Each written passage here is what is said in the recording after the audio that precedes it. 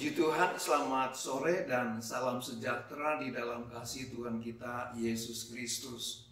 Sore hari ini kembali saya akan sampaikan kebenaran firman Allah yang kami ambil satu tema, yaitu menjadi tahan uji. Ayat yang kami ambil di dalam Yakobus pasal yang pertama ayat yang ke-12 begini berbunyi demikian.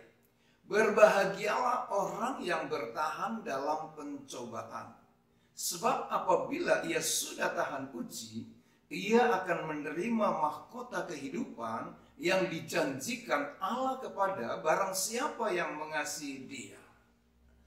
Kata tahan uji berasal dari kata Yunani dokume, yang berarti watak tahan uji atau bukti. Kalau kita membaca di dalam 2 Korintus 13 ayat yang ketiga, demikian dikatakan, karena kamu ingin suatu bukti bahwa Kristus berkata-kata dengan perantaraan aku, dan ia tidak lemah terhadap kamu, melainkan berkuasa di tengah-tengah kamu. Kata ini dipakai juga untuk pencobaan yang berat. Di dalam pasal yang ke-8 ayat yang ke-20 di dalam 2 Korintus tadi, demikian dikatakan, sebab kami hendak menghindarkan hal ini, bahwa ada orang yang dapat mencela kami dalam hal pelayanan kasih yang kami lakukan dan yang hasilnya sebesar ini, yang bertujuan untuk memurnikan hidup iman atau kepercayaan kita. Dokimion berarti pengujian, memurnikan seperti pengrajin emas, menguji dan memurnikan emas. Dokimos berarti terbukti tahan uji. Ujian berarti pencobaan untuk mengetahui kapasitas, keaslian, kecakapan, ketahanan. Menguji berarti memeriksa untuk mengetahui kualitas atau mencobai untuk ketaatan, kesetiaan, dan kesucian. Ujian di sekolah diadakan untuk mengetahui kualitas hasil belajar. Orang yang teruji berarti sudah tangguh dan berkualitas. Orang yang tahan uji adalah orang yang berbahagia. Kalau kita melihat di dalam ayat bacaan kita, kemudian bagaimana bisa tahan uji? Kita dapat tahan uji melalui respon firman Allah. Saudara-saudara, kita akan melihat dan memperhatikan hal-hal yang terungkap melalui ayat bacaan kita ini. Dokimos kinomai, bertahan dalam pencobaan. Kehidupan rohani kita juga perlu diuji pada saat kita amat sangat digoda berbuat yang jahat.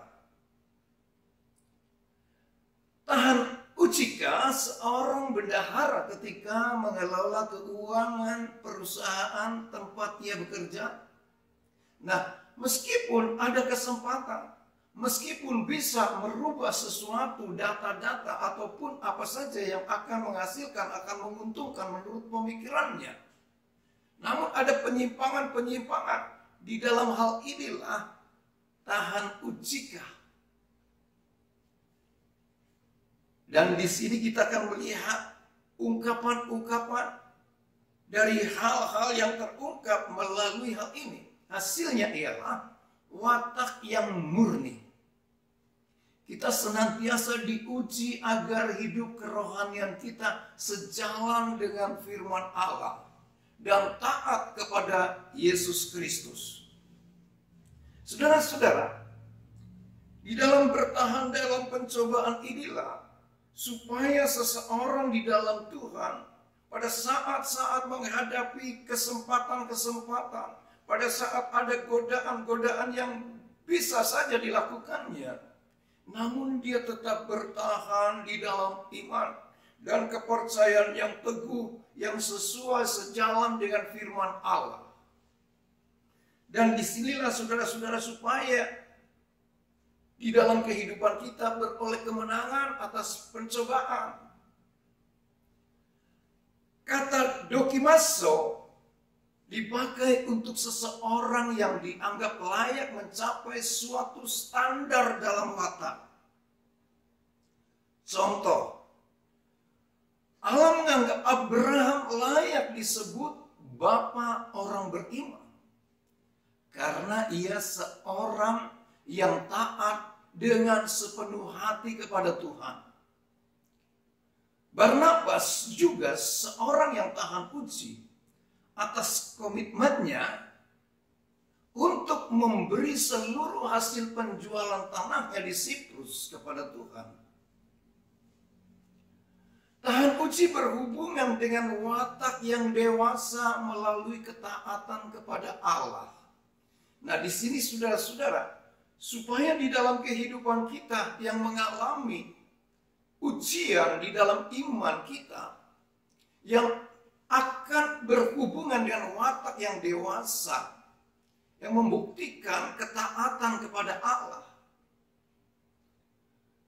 Contoh atau dalam ilustrasi kita melihat kemajuan pertumbuhan kanak-kanak sejak usia dini dapat diketahui melalui serangkaian tes.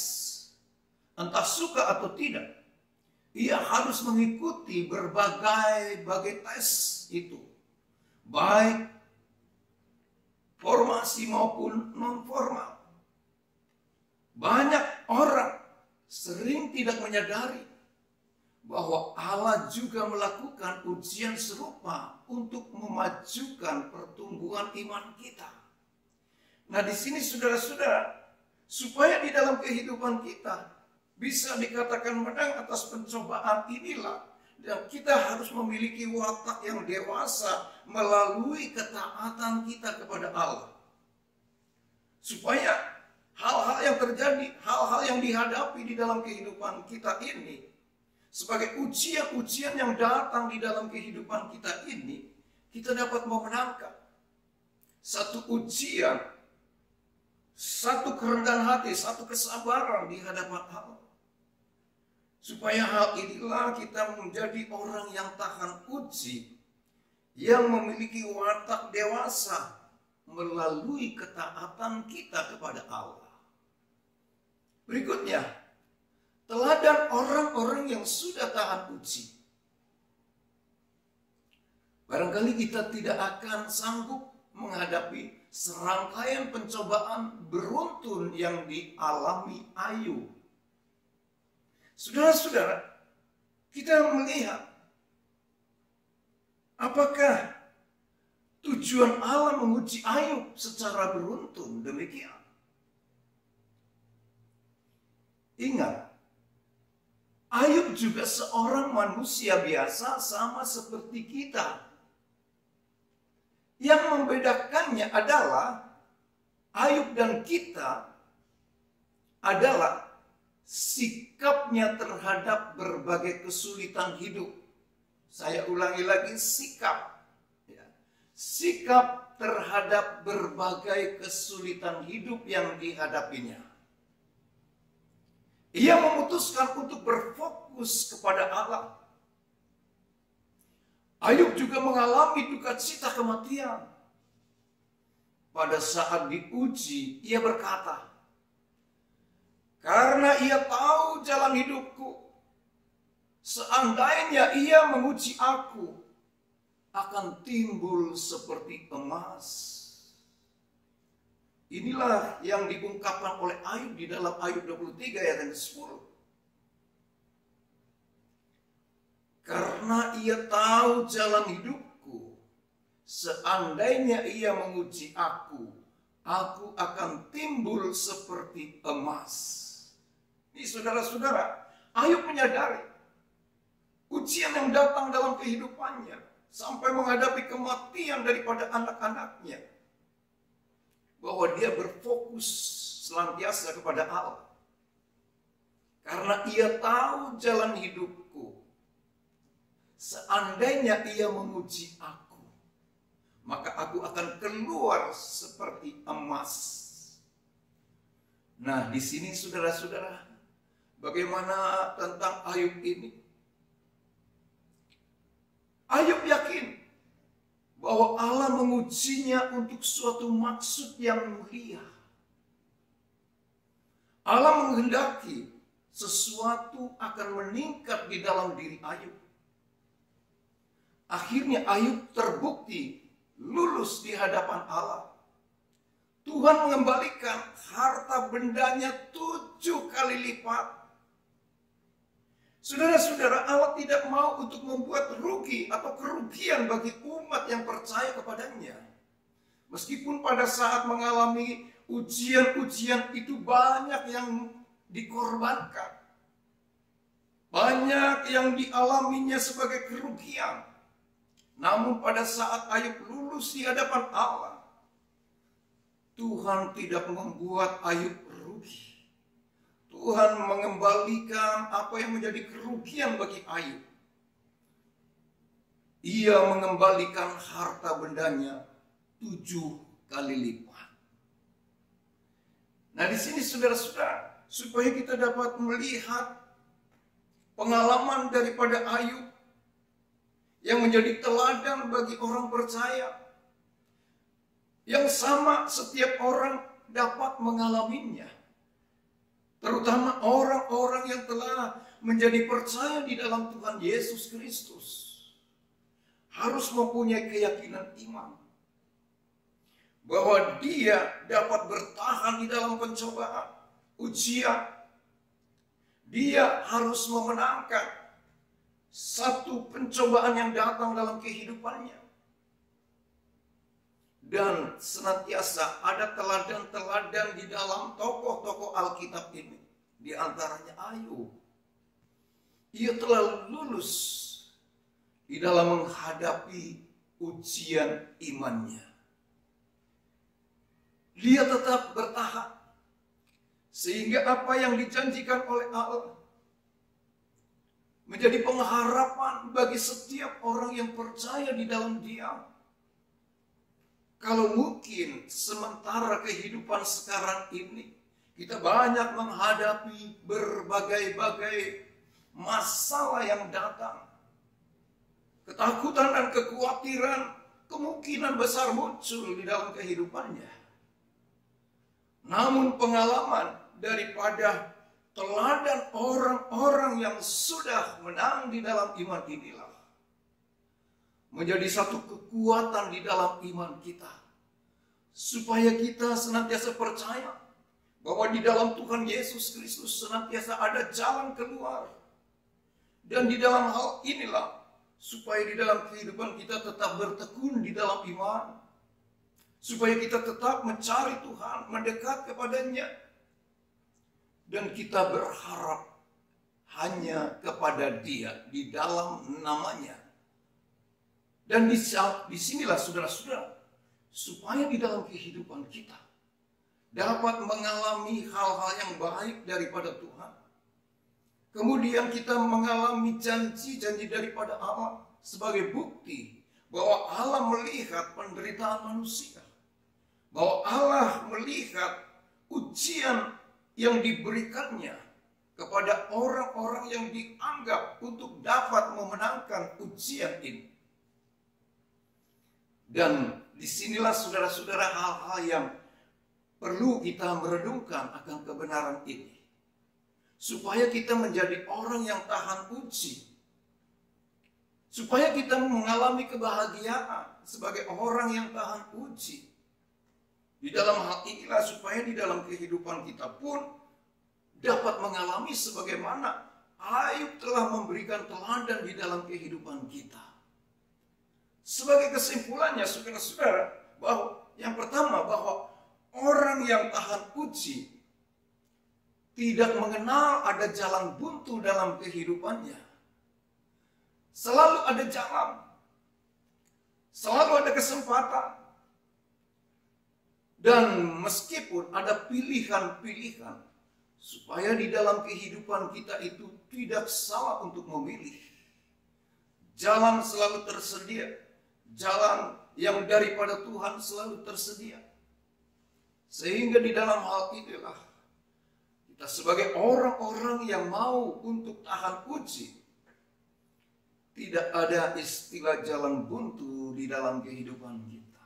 Yang kedua, Allah menjamin bahwa orang yang tahan uji dalam imannya akan menerima mahkota.